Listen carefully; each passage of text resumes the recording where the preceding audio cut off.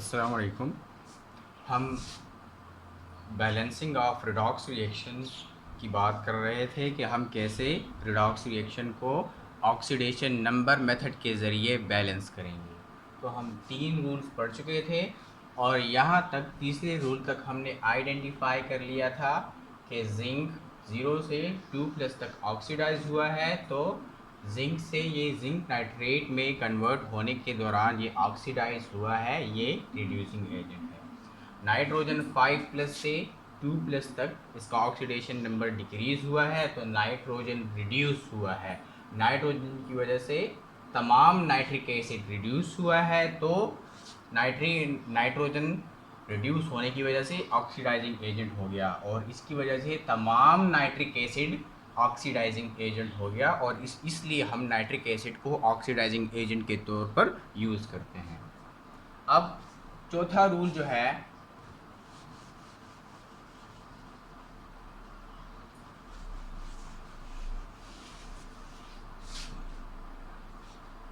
चौथे रूल में आपने एरोज़ की मदद से आइडेंटिफाई करना है कि कौन कौन सी चीज़ ऑक्सीडाइज हुई है और कौन सी चीज़ रिड्यूस हुई है, कौन सी चीज़ रिड्यूसिंग एजेंट है और कौन सी चीज़ ऑक्सीडाइजिंग एजेंट है।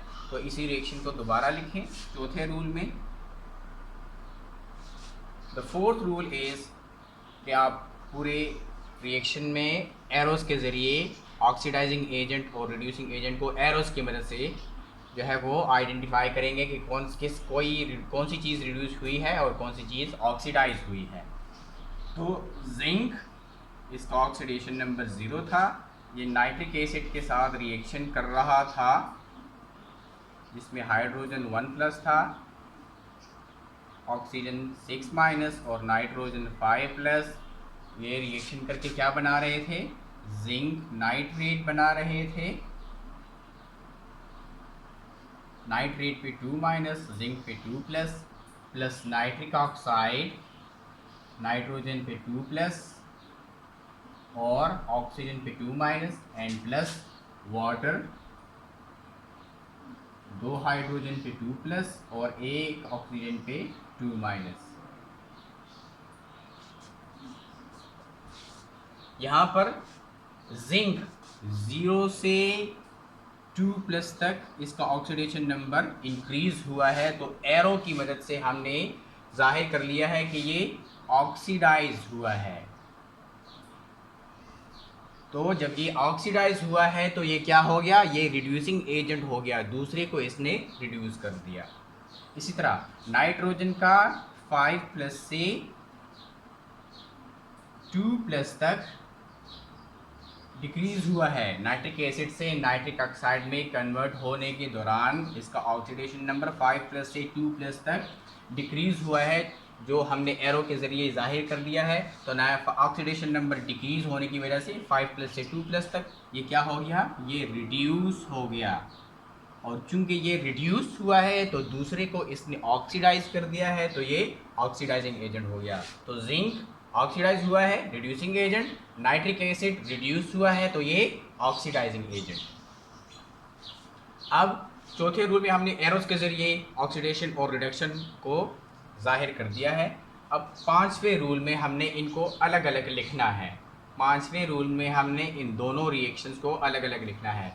ये ऑक्सीडेशन के रिएक्शन को अलग लिखना है और रिडक्शन के रिएक्शन को अलग लिखना है। यहाँ से हमने रिएक्शन को 2 हिस्सों में तकसीम करना है। पांचवें रूल में हमने रिएक्शन को 2 हिस्सों में तकसीम करना है, डिवाइड करना है। पहला हिस्सा ऑक्सीडेशन को जाहिर करेगा और दूसरा हिस्सा रिडक्शन को जाहिर करेगा। तो पहला हिस्सा जो है,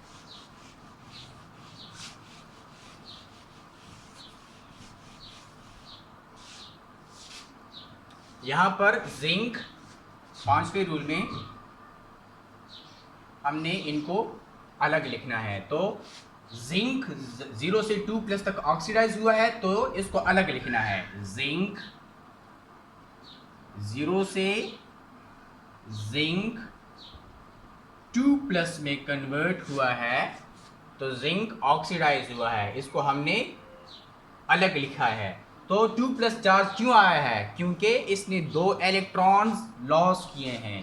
सो +2 इलेक्ट्रॉन्स, 2 इलेक्ट्रॉन्स लॉस करने की वजह से जिंक +2+ चार्ज आया है और ये ऑक्सीडाइज हुआ है और रिड्यूसिंग एजेंट है। इसी तरह ये तो हो गया ए, यानी ऑक्सीडेशन वाला हिस्सा, ऑक्सीडेशन वाला हिस्सा। अब नाइट्रोजन 5+ से नाइट्रिक एसिड में 5+ से 2+ तक, नाइट्रिक ऑक्साइड में 2+ तक डिक्रीज हुआ है, तो ये रिड्यूस हुआ है। तो ये कौन सा रिएक्शन होगा फिर? Reduction reaction. तो ये हो गया दूसरा हिस्सा रिएक्शन का, बी। क्या? नाइट्रिक एसिड में नाइट्रोजन, नाइट्रिक एसिड में नाइट्रोजन जो है वो HNO3 हाइड्रोजन के ऊपर 1+, ऑक्सीजन के ऊपर 6- और नाइट्रोजन के ऊपर 5+, ये किसमें कन्वर्ट हुआ है? नाइट्रिक एसिड से नाइट्रिक ऑक्साइड में। सो नाइट्रिक ऑक्साइड, नाइट्रोजन पे यहाँ 2+ और ऑक्सीजन पे 2-। यहाँ नाइट्रोजन का ऑक्सीडेशन नंबर 5+ से 2+ तक डिक्रीज हुआ है। इसका मतलब ये हुआ कि अगर ये एक इलेक्ट्रॉन लेगा तो 5+ से 4+ हो जाएगा, 2 इलेक्ट्रॉन लेगा तो 3+ हो जाएगा, 3 इलेक्ट्रॉन लेगा तो 2+ हो जाएगा। जितने इलेक्ट्रॉन लेगा उतने ही पॉजिटिव चार्जेस कम होते जाएंगे। तो यहाँ पॉजिटिव चार्जेस 5+ से 2+ तक कम हुए हैं। कितने पॉजिटिव चार्जेस कम हुए हैं? 3 पॉजिटिव चार्जेस कम हुए हैं। इसका मतलब ये है कि इसने 3 इलेक्ट्रॉन्स गेन किए हैं। सो +3 इलेक्ट्रॉन्स, 3 इलेक्ट्रॉन्स 3 पॉजिटिव चार्जेस को कैंसिल करेगा, तो 3 पॉजिटिव चार्जेस कैंसिल होने की वजह से सिर्फ 2 पॉजिटिव चार्जेस रह गए, तो नाइट्रोजन में 2 पॉजिटिव चार्जेस। तो यहाँ पर नाइट्रोजन 5+ से 2+ तक डिक्रीज हुआ है, तो यहाँ पर ये क्या हुआ है? रिडक्शन हुआ है। और जब ये रिड्यूस खुद हुआ है तो दूसरे को इसने ऑक्सीडाइज कर दिया है, तो nitric acid as a whole oxidising agent है। अब छठे रूल में आपने क्या करना है? रूल नंबर 6 में आपने क्या करना है? रूल नंबर 6 में आपने इलेक्ट्रॉन्स की तादाद को बराबर करना है। यहाँ पर 2 इलेक्ट्रॉन लॉस हुए हैं और यहाँ पर 3 इलेक्ट्रॉन्स गेन हुए हैं। तो number of electrons lost 2, number of electrons gained 3। तो नंबर ऑफ इलेक्ट्रॉन्स लॉस्ट और नंबर ऑफ इलेक्ट्रॉन्स गेन्ड में फ़र्क है।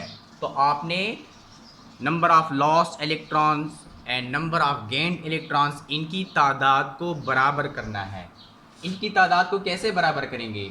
2 इलेक्ट्रॉन्स को कैसे 3 इलेक्ट्रॉन्स के बराबर करेंगे? तो ये तो हो नहीं सकते, इसलिए हमने इस हिस्से को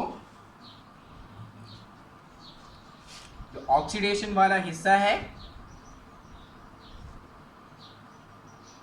इस हिस्से को हम 3 से मल्टीप्लाई करेंगे, तो पूरा रिएक्शन 3 से मल्टीप्लाई होगा।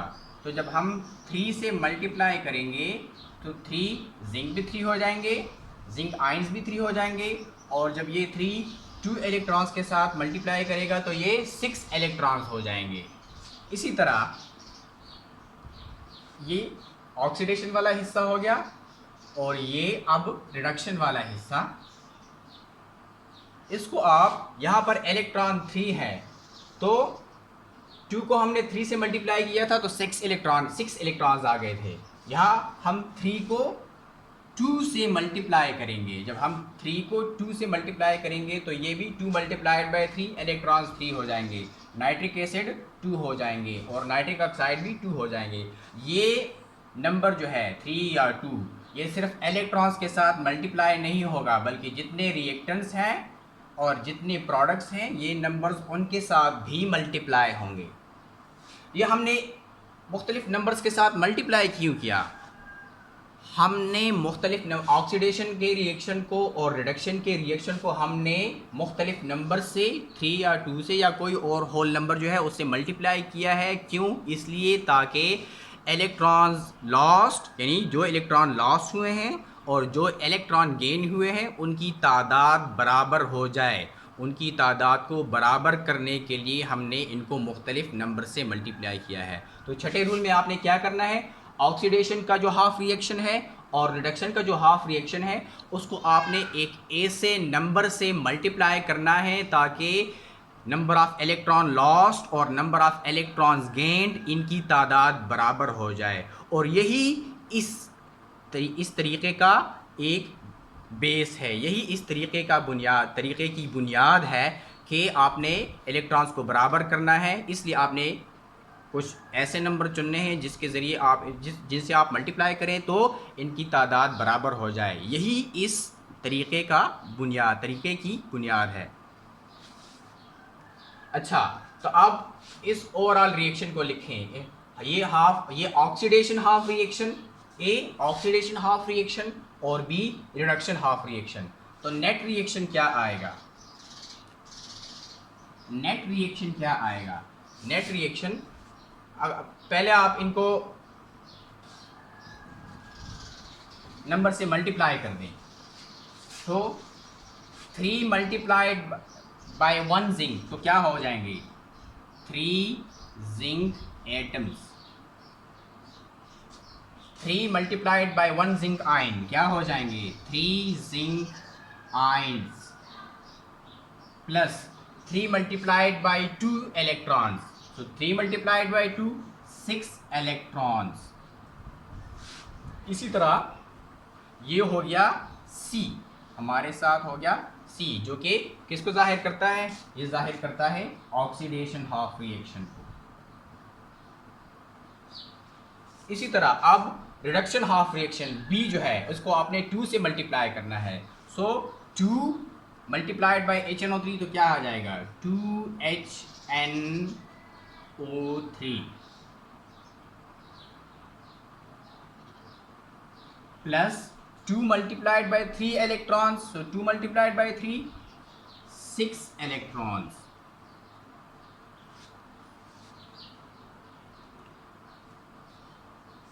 Produces 2 multiplied by 1 nitric oxide तो क्या हो जाएगा? 2 नाइट्रिक ऑक्साइड। ये हो गया डी और ये वही रिडक्शन रिएक्शन है। सिंपल रिएक्शन जो ऑक्सीडेशन हाफ रिएक्शन है, ए वो 3 से मल्टीप्लाई हो गया तो सी बन गया, और रिडक्शन हाफ रिएक्शन 2 से मल्टीप्लाई हो गया तो डी बन गया। ए से बन गया सी और बी से बन गया डी। तो ये वही ऑक्सीडेशन और ये रिडक्शन।